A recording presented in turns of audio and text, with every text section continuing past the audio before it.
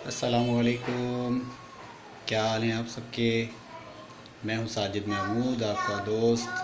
आज से आपको मेरे ऑफिशियल वीडियोस मिलते रहेंगे और मेरे दोस्त शेख शाकिर अली आगा मेरे साथ। अस्सलामुअलैकुम, मैं हूं शेख शाकिर अली आगा। शेख साहब, ये चीनी क्यों छुपा के रखी हुई है आप? ये छुपा के नहीं रखी हुई है सरदार साहब, तो मुझे डॉक्टर ने 3 दिन पहले शुगर बताई थी, तो वही निकाल के मैं रखा ना। 100 रुपये किलो तो हो गई। एक बात तो बताओ, मैं बचपन से सुनता हुआ आ रहा हूँ कि शेख बड़े कंजूस होते हैं। आखिर तुम्हारी यार इंतहा कहाँ पर है कंजूसी की? हमारी इंतहा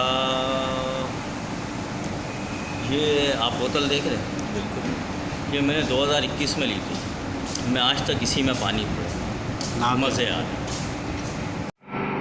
बहुत बहुत शुक्रिया इस वीडियो देखने का।